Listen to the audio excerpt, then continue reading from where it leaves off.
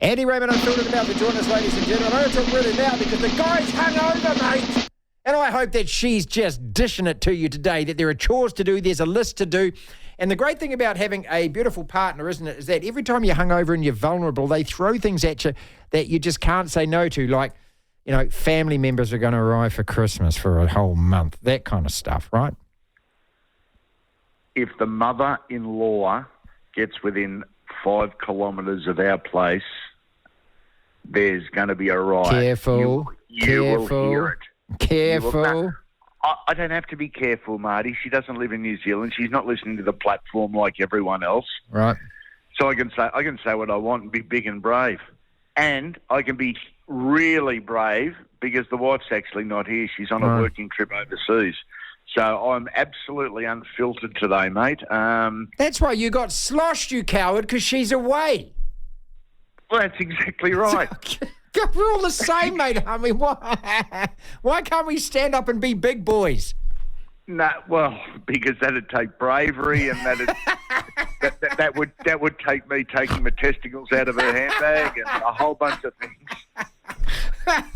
Marty, why do we do it? And we might talk a little bit of sport in a minute, but why do we do it as allegedly grown men? I'm 52 years of age.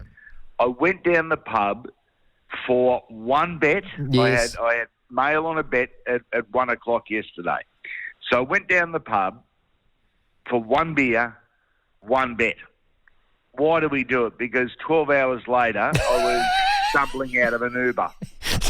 See, I'm 3-drink guy. Anything after the third one, and then my decision-making ability has gone down the toilet, mate. So I'm always like, okay, 2, you got to leave now. Because after the third one, you're going to argue with yourself about leaving. By the time the fourth one rolls around, that's it. I'm staying till I get told to go home. So I don't know why we do it, because it's fun, mate. That's why. Are you and I in the minority, or are the listeners on the platform? Are we all as one because we're blokes and we're not very bright and we all do all this? Of that. Or all of that. Or am I? No, am I still struggling with a maturity issue? Yes, I believe. Look, I just think I got criticised heavily at a job I did once by the program director and the boss, who said to me, "You're just like a 14-year-old. You have a 14-year-old sense of humour and attitude."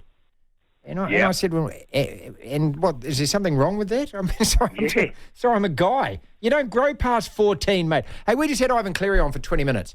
That's terrific. And just what a humble and just a funny man. Like, he made a great comment. He said after that breakfast TV appearance where he was absolutely sloshed, but he had just a big smile on his face, and he came across, I thought, really well. He said, I don't think people realise that I had a personality. And doesn't that say everything about him? Of course, you've got a great personality, Ivan, but, you know, the thing is, you just don't have to be the flashy, shite, briny, loud thing like me and Andy Raymond are to make ourselves heard, right? Yeah, that is exactly right. And Ivan doesn't get judged on his personality. No, good point. He gets judged on his results like every other coach. He might not be the centre of attention at a party. There's nothing wrong with that at all. Everyone's different. He does have a very quirky and a very quiet and, in fact, sharp little sense of humour. He's very dry, but mate, he doesn't get judged on his personality or sense of humour. And what a story that is. Yeah, it's a brilliant story, isn't it? It's a brilliant story, isn't it? The fact that he got sacked and he went away, and then they came begging. They realised what they'd done. Really interesting. I'm big on the what would happen if scenarios, because there's no right or wrong answer, Marty. It's they're actually enjoyable, and you can let your imagination go. Anthony Griffin, who most recently coached the Dragons, he also got sacked by Phil Gould. He got sacked just before Penrith made the semi-finals, and that they were in a top 4 position. He had been brilliant, but Phil Gould, when he was at Penrith, suggested that Anthony Griffin couldn't take them further. Now, when Anthony first arrived there, I was working at Fox.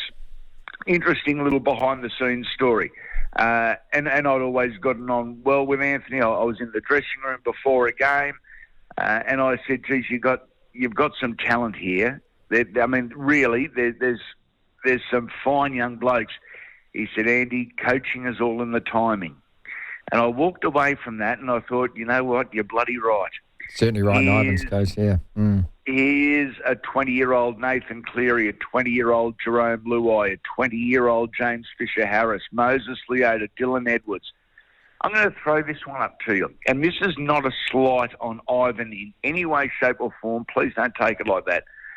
What would happen if Anthony Griffin didn't get the sack? Would Anthony Griffin be 3-0 in the last grand finals and we would be talking about him as the best coach of the modern era?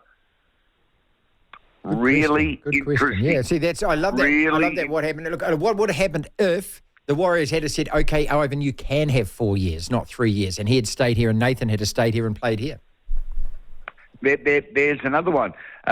One I love, and this goes in a million different directions. In 1986, Wally Lewis was signed, sealed, delivered to the North Sydney Bears. No. Yep. And Wally's father said the night before he was going to fly down, you're not signing, you're staying here and playing with Valleys. And Wally listened to his dad. Now, this is a footy side that at the time had Mark Graham, Clayton Friend, Olsen Filipina. What would happen and what would have happened if Wally Lewis had have signed with North Sydney? I say they go on and win a premiership over the next 5 years because they got awfully close in the late 80s and 90s. They got awfully close, but they just lacked the finishing touches. So if Wally does sign, they do go on to win a premiership. Are they still in the top flight now? Does rugby league actually look like it does at the moment? Actually, I got one for you. God, I just say one just popped into my mind. What would have happened if Parramatta weren't shit for the last 3 years? Did you say 33? Sorry, did I just say 45 years? What would have happened if Parramatta? Oh, that's right. Oh no, that's right. They Parramata'd themselves, didn't they? Oh. Hey, what would have happened though? What would have happened if David Warner had have phoned Mitchell Johnson instead of just sending him a late night text? Would they still be slapping and scratching and bitching at each other through the media? Hey, apparently there's a test on next week. You wouldn't know because the only mention of Australia versus Pakistan is Mitchell Johnson and David Warner.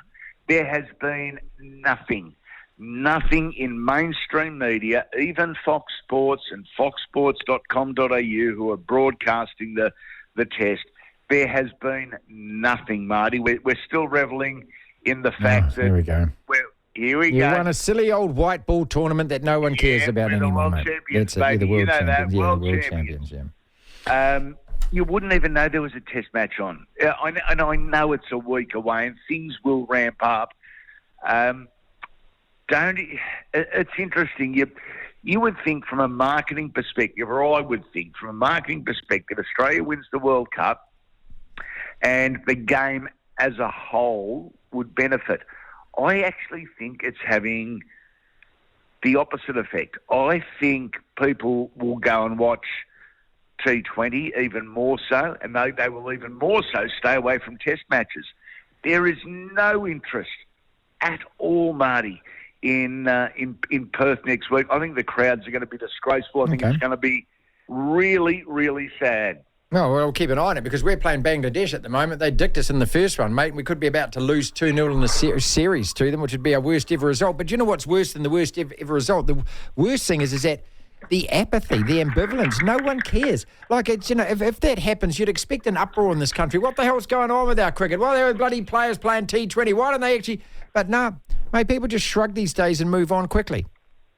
Yeah, it's a different world, isn't it, Marty? It really is. It's a different world, and I guess guys like you and me, I'm not going to say we're stuck in the late 1980s, but we remember them so fondly, mate, and we remember the characters, and we remember the triumphs. We also remember the pain.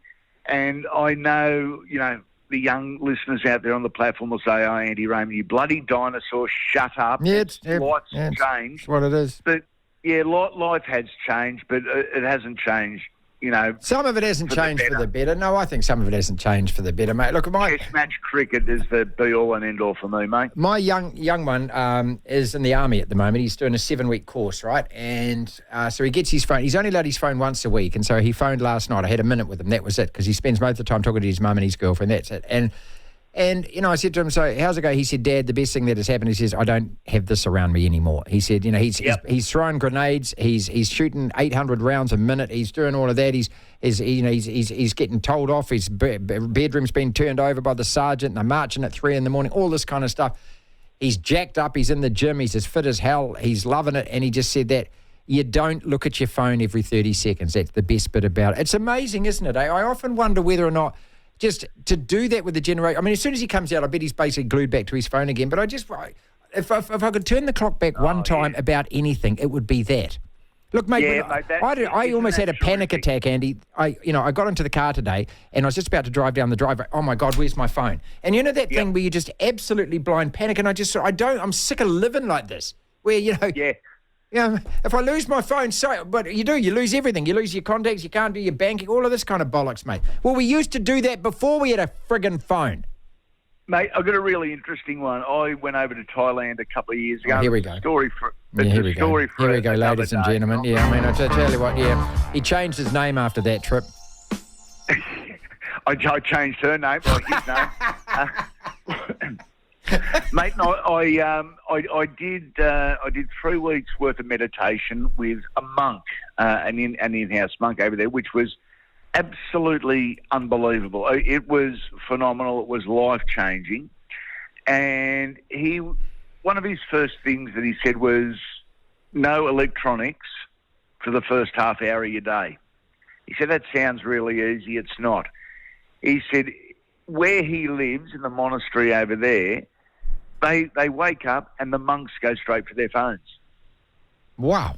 They go straight for their phones. It's something that has grown into our subconscious that we just do it. I would plead with anyone that's listening now, tomorrow morning, see if you can go 10 minutes. First 10 minutes. First 10 minutes. Open your eyes and lie there and just relax.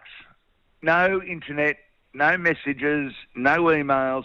Just do 10 minutes. It is a fabulous way to start the day. It really is, mate. And it's, again, another sign of how things have changed.